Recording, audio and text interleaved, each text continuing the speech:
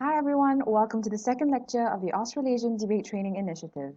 My name is Banun Sabri, and in this lecture we will look at the things that you can do to manage and make full use of the 30 minutes of preparation time that you have in the Asian parliamentary format.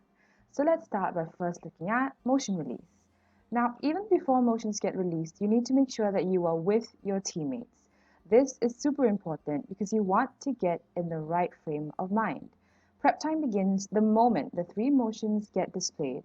30 minutes might seem like a long time, but you do not want to waste any of that time looking for missing teammates. And you also don't want to go missing yourself.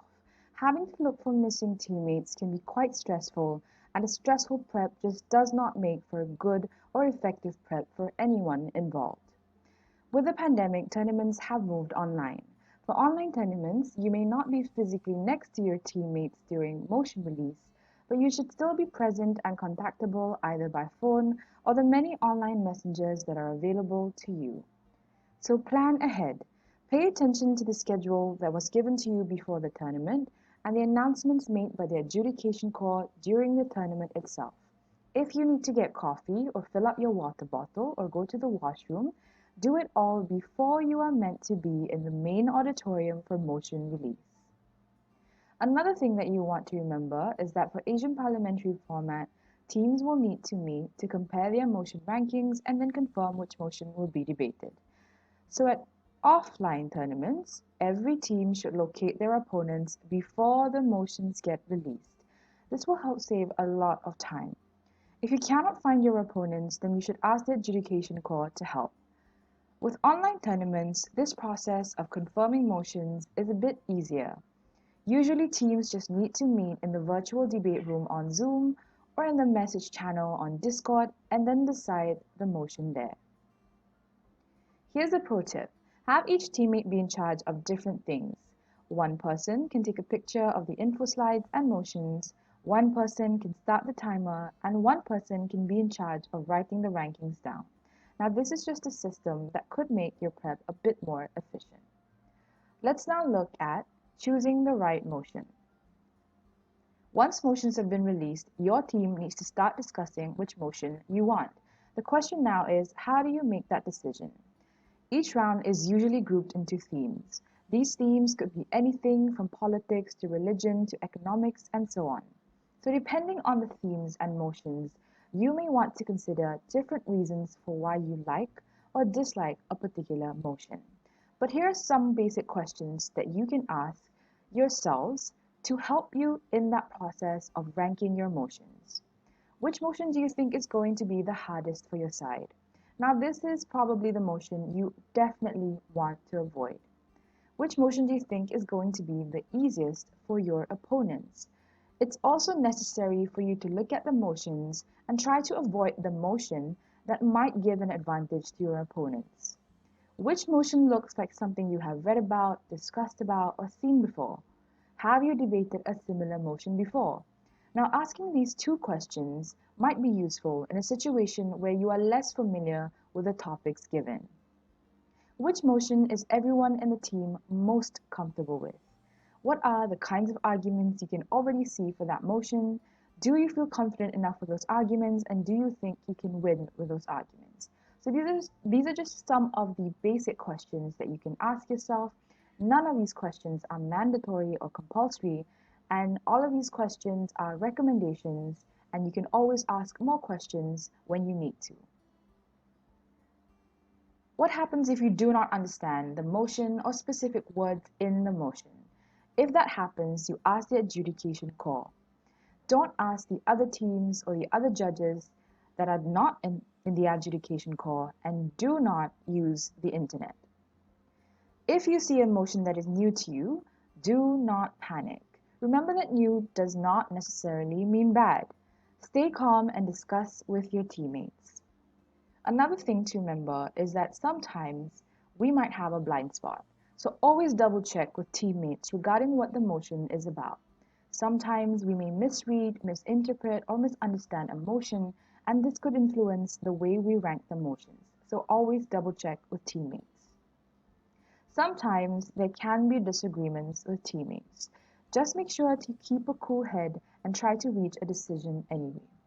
What is important is that you don't take too long. Try not to take more than 5 minutes to rank the motions. Remember that motion selection is part of prep time. So the longer you take to decide on a motion, the less time you take or the less time you have to actually prep the motion that you will be left with at the end. Here's another pro tip. It may be useful to practice motion ranking with your teammates over and over again before attending the tournament. So what you can do is just sit with your teammates, look through the motions that are available online, and just decide on rankings with your teammates for government or opposition cases. Now you don't have to go through with the speeches or a full debate unless you want to, but it's also useful to just sit down and discuss how you would go about ranking your motions, and this could help you with creating a system so that later on for other tournaments, not just for the one that you're prepping for or not just the one that's immediate, you are able to have a system that is a lot more efficient. This helps you work also on team chemistry. Let's now look at how rankings work. Now, every round you have 3 motions. You rank your favorite motion, number 1. You rank the motion you dislike the most, number 3. And the remaining motion is the one that you generally don't mind debating, and that is number 2. The motion that you've ranked number 3 is the one that you will not debate. So ranking a motion as number 3 is also known as vetoing a motion. If you are done ranking motions but your opponents aren't, you are allowed to ask them to hurry up. This is a competition after all, so you can actually tell them to not take too long, because the longer your opponents take, the more out of your prep time they also take. But don't be rude about it, because obviously you still want to keep your manners intact. Also remember that you want to present your rankings at the same time.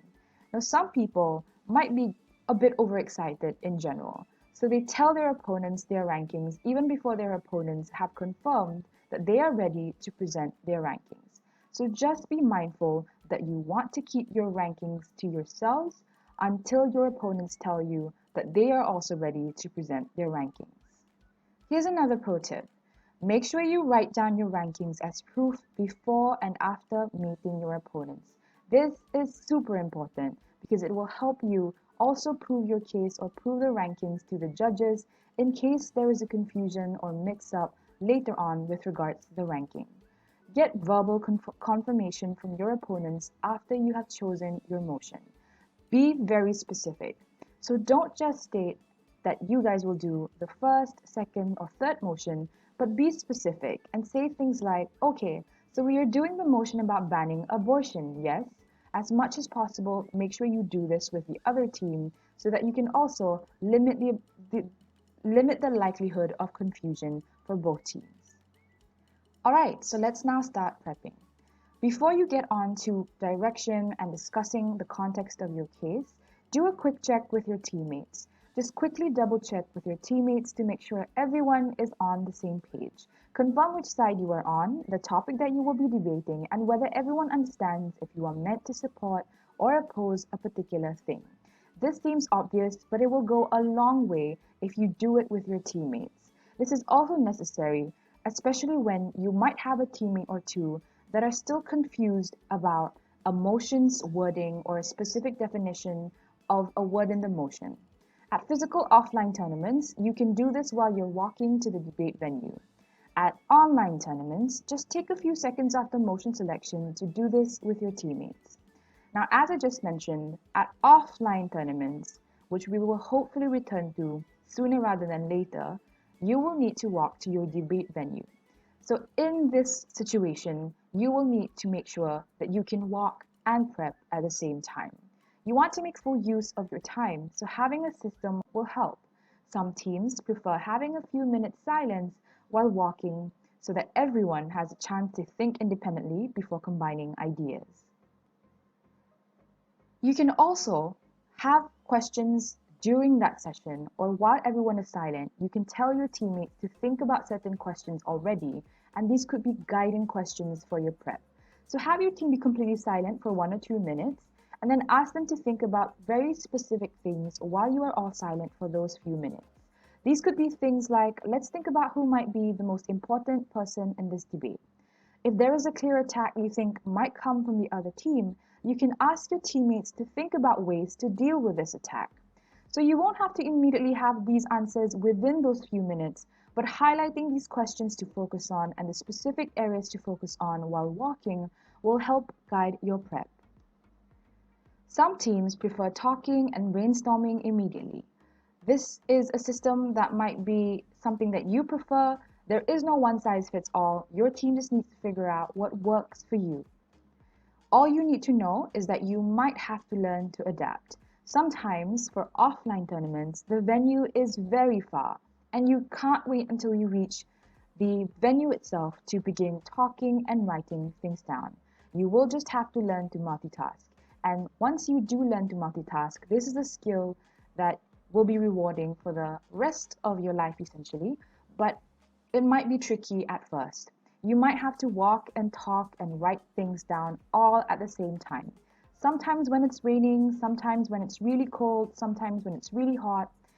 You just have to be prepared to have to do that. Let's now look at case direction.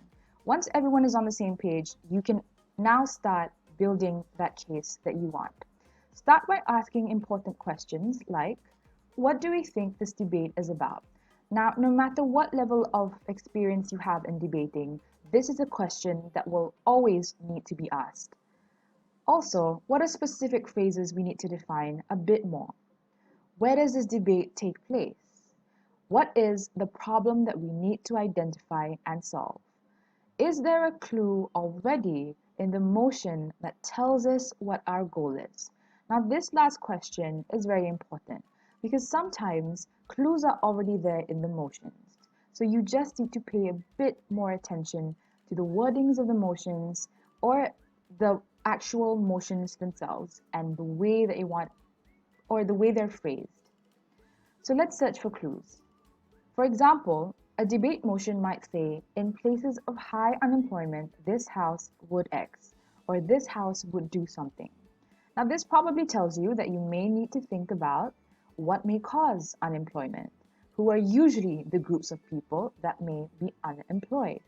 Because the clue in the motion is in places of high unemployment. So you have to think about that particular setting. And when you are thinking about that particular setting, you think about what causes unemployment, who are the people you are talking about already, where this might take place, and so on.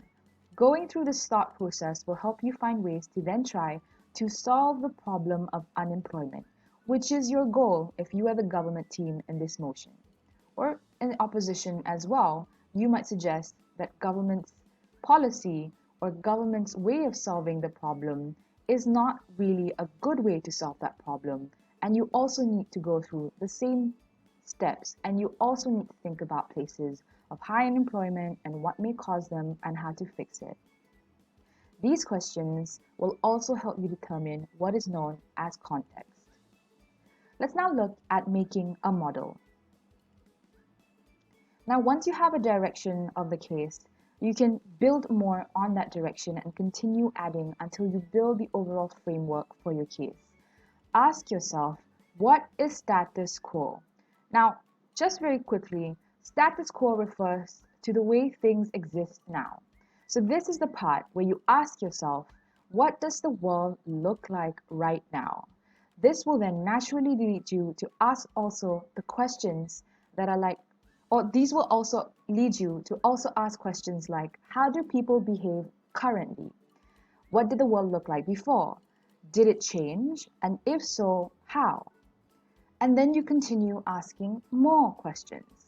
What will happen if this motion is passed or denied? Now, depending on which side of the debate you're on, this is obviously something that you will slowly steer to your direction.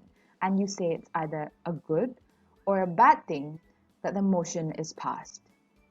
Who are we talking about in this motion? Who will be affected and why are they important?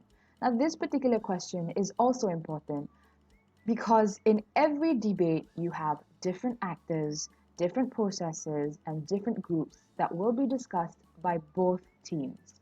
So this part of questioning is necessary because this is where you have to consciously think about why the debate has to revolve around these specific people or groups that you have chosen to identify and not the people or groups that your opposition have chosen to identify.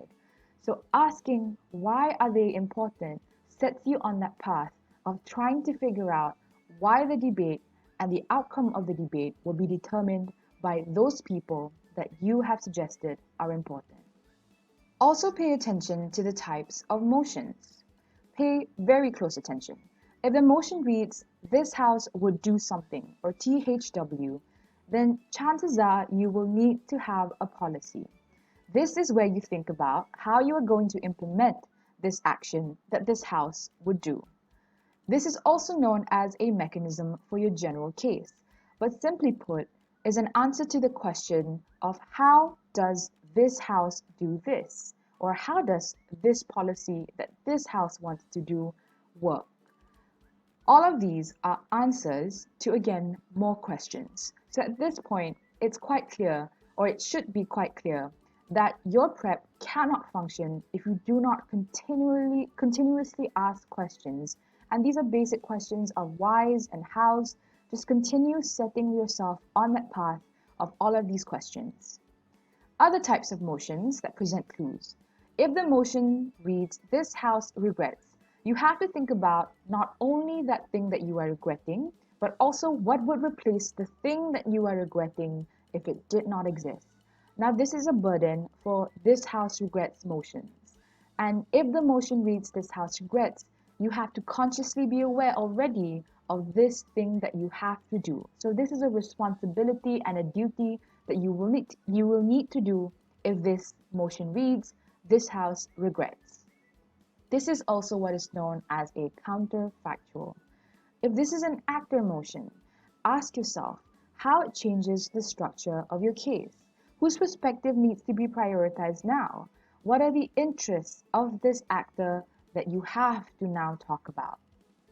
So, knowing the types of motions, as you can see, not only sets you on a path of asking questions that are relevant, but it also tells you and informs you of a duty or responsibility to discharge or fulfill a burden in the motion. If this is a "This House Prefers a World" debate, you have to imagine what the new world would look like and think about why it will be better or worse than the current world that you are living in. All of these are hints or clues that exist in the motion intended to get you through and guide you through your burdens in the debate. Let's talk a bit more about policy. Make sure you do practice drills whenever you can because teams tend to struggle creating policies when they do not do enough debates concerning policy debates. So policy debates are usually debates that start with "this house would" or "this house would do something," as we looked at before. It's important for you to strike a balance between including details that are necessary and leaving information that isn't necessary, because sometimes too much detail is too much for the case and it becomes irrelevant. And that's when you have spent too much time discussing the policy when you should instead be discussing the harms and the benefits and the reasons for why the policy should be passed. Let's look at an example. Let's say the motion is "This house would legalize drugs." In this motion, some necessary details that you might want to include in your policy is the general category of drugs that you want to include, for example, the hard and soft drugs, as well as the bodies or authorities entrusted to administer and distribute the drugs. So it's not necessary for you to name the specific body or authority in a specific country that will be entrusted to administer and distribute drugs, but it is necessary for you to mention that the bodies that will administer and distribute drugs are going to be ones that are authorized by the state. So just explaining or mentioning that sentence is already something that is relevant and can be included and should be included in your policy. What are unnecessary details for this policy? These are probably unnecessary details. The exact amount of drugs you would legalize in ounces or kilograms. So you don't have to think about how many kilograms in the exact amount, you don't have to think about any specific method of making sure that the drugs are safe. You have already illustrated that there are certain bodies that will exist to make sure that the drugs are safe enough to be distributed. How do you decide what's necessary and what's not necessary? So generally, going back to the aim of the debate can help you determine how much detail needs to be included or excluded in your policy. For example, in the motion that we discussed just now, the disputed fact in the drugs debate is whether or not the drugs should be legalized and not how much drugs should be legalized. So if it is besides the point, then chances are it is less likely to be necessary for you to include that detail in the debate. What is a soft case? Now, when teams don't fully take on a very obvious burden of what they are meant to defend or oppose, then this is what's known as a soft case. In other words, they are also only half arguing for something. If you do not take on the burden that you are reasonably expected to, then you might run into some trouble when your opponents point that out. And if your opponents are experienced and they are also trying to be strategic, chances are they will point that out. For example, in the same motion of legalizing drugs, if a team defines drugs as only soft drugs like marijuana, then the opposition team might suggest this is a very soft case and ask for justifications why hard drugs are not going to be legalized. Now, I know that government teams like to suggest that they have that power to define the debate and set the debate as they deem fit. That is true, but they still need to stay true to what the motion requires them to do.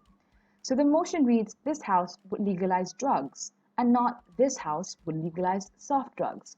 So opposition can claim that this is a very soft case, and opposition can claim that this might be a situation where the government team is inconsistent with their principle. That said, you can also always set boundaries. So in this House regrets the use of makeup, teams can be clear about how their burden is not to ban makeup. So in this motion, it is not a policy debate. It's not a this House would debate. It is a this House regrets the use of makeup.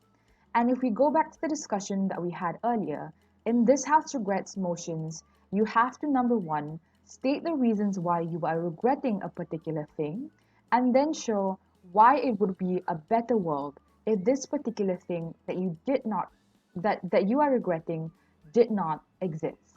So those are the burdens that government teams need to fulfill in this debate. They do not have to show why makeup should be banned. So the bottom line is, if you have a clear burden, state it and stick to it. Don't be afraid of it or try to run away from it. But at the same time, you can safeguard yourself against what you are or what you aren't required to argue or defend. Making arguments. Remember how we asked really important questions when we were thinking of direction and thinking of just building the framework? Now you use the answers to those questions. Using all the guiding questions we had earlier, you can use the answers as broad or specific arguments in your case. They could also be a premise to multiple arguments. What you need to do to come up with arguments might also include stakeholder analysis. A stakeholder is anything and anyone that has a stake or interest in the debate. What that means is they refer to anything and anyone that will be affected in the debate. So what you can do is list out all the stakeholders you can think of and then look at whether some strong arguments can be made about them. Let's now look at choosing which stakeholders you want and need to focus on. So this is when you have to set your priorities straight. The question then is, how do we know which stakeholder to prioritize? Who is more important in the debate and why do we talk about them? The basic way to go about this is this 4-step test. Ask firstly, who is affected the most? Next, which is the largest group affected? What is the likelihood of the benefit or harm towards these groups? And lastly, if there is a unique reason why we need to care, is there a unique reason why we need to care about the group? And this is even if they aren't the largest group that you are talking about. If you are a visual person, then you can make a mind map of the stakeholders and then see how they will be affected and choose which one you want to focus on as well. What happens if you don't know anything about the motion or the specific context given? If you are clueless, try to think of somewhere or like a situation where something similar has happened before. This is called finding a parallel. One way to do this is to think of whether a similar situation might have already happened in the past. For example, this has happened before somewhere and you might not know all the details about it, but you know why it happened. Say the motion is, this house supports the military intervention in Syria. If you are starting out in debate, these kinds of topics might scare you, but they shouldn't. In these kinds of situations, you just need to think about similar situations that have happened before, and if you don't know enough about them, even if you don't know enough about them, you can think of principal reasons for why a military intervention may be necessary. Some prior reading is definitely required here, but assuming you don't know enough of what is going on specifically in Syria, you can still think about why military interventions have been done in the past, where has it happened before, and why it might be necessary to do it again. Another way to find parallels is to find analogies. Another thing you can do is try to look at a principle or characteristic shared with something else and then compare it to your current case. For example, a motion reads, this house would ban alcohol. Now, in this motion, it may be useful to think of another lifestyle choice that governments may have banned in the past, like smoking. Now, this is when you analogize and find an analogy of where something very similar has already had the same action done, and this is when you want to repeat that action as well. It uses the same logic as the previous example we used about Syria, but this is more related to something that shares the characteristic but is not necessarily the same thing. From that, you may be able to think of why alcohol, just like smoking, should be banned by linking the harms together and suggesting that they should be banned on the same principle basis. If you now have your arguments, let's look at strengthening those arguments. When we had questions before, it doesn't mean that we have to stop asking those questions now. Keep going. Once you've generated ideas for arguments, continue asking yourself questions until you are able to build and strengthen your argument. So continue building the arguments until you successfully prove the harms and the benefits and the outcomes. What can you do to achieve this? Think about the aim of your argument. Paint the picture and detail out the process for how your action leads to a specific outcome. If there are different aims to the argument, perhaps split those arguments up. If there is one broad claim, but many different actors that are affected in the same way, you can group them together and form subpoints, and you can make them all belong to the same conclusion, but focus on different actors at the same time. Keep asking yourself why. Continuously ask yourself why a particular thing happens and why it is important until there is no need for it. Until there is no need to continuously ask yourself why. This sounds very obvious and perhaps a bit confusing, but remember that debate is among many things a logic puzzle. So asking yourself why until it all just makes sense is a good indication of when an argument is complete. Sometimes it's as simple as that. Also use examples. Don't forget to use examples, but don't use them in place of arguments. So examples alone will not win you the debate, and using an example as the argument itself instead of in support of an argument will not win you the debate as well. They help support arguments, but they are not themselves winning material. This is also important to remember, as debating is not about who has the strongest examples in the debate. What kind of examples are we talking about? When teams have to use examples, it doesn't mean that they need to use actual case studies or really complex news material. Everyday interactions can be useful in debates as well. Sometimes through books and movies, you learn about cultures and how they interact. Use those examples as well. Perhaps don't quote and use characters in a specific movie or in a specific show unless the debate is about that, but talk about the interactions portrayed in that movie or in that show and use those examples. Lived experiences can come in handy as well. Use them as illustrations. That said, do not depend on personal anecdotes or personal and individual experiences that only you yourself have had. Look at shared experiences of people within general groups, for example, women, religious people, and so on.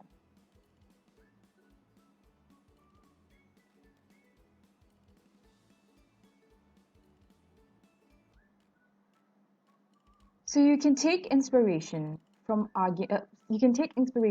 examples. Sometimes you are able to generate arguments from an example that you know of. For example, you might be familiar with Martin Luther King Jr. and how his cooperative and diplomatic approach is seen to have influenced some social political changes. From here, you can possibly make an argument about how political changes are more likely to happen if we choose a non-violent and non-aggressive method. And if you don't know Martin Luther King, perhaps you are more familiar with Gandhi, and you can use those examples as well. Take inspiration from real life figures and make arguments out of them. Examples alone can't win the debate, but logic behind examples and the reasons for why certain examples are true are the reasons for why you can win a debate using those examples as supporting evidence.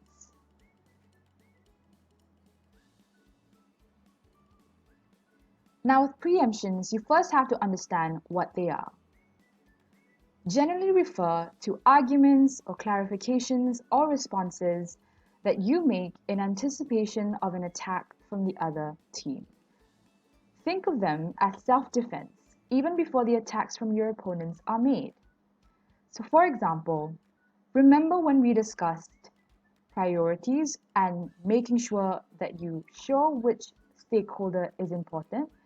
This is the part where we looked at how we also need to think about if there is a specific or unique reason why this is a group that is important and why there is a unique reason why we need to care about the group, even if they aren't the largest group. So already preparing yourself for a question or an attack regarding the size of this group already gives you that room to suggest, even if they aren't the largest group, there is still a unique reason why we need to care about the group. This is also something that you've already learned to do, and this is actually a type of preemption. Another example is when we discussed guiding questions in prep. Remember when we discussed the questions that you can ask your teammates if you are silent or if you are not silent for a few minutes. We discussed that you can ask your teammates that if there is a clear attack you think might come from the other team, you can ask your teammates to think about ways to deal with this attack. Now, this is a more explicit and a clearer example of where you are actually thinking of a preemption, perhaps even without knowing that this is a preemption. You are already thinking of ways of how you need to prepare against an attack that is likely going to come from your opposition side. You also need to be aware of trade-offs. No case in a debate can have absolutely everything and be absolutely perfect.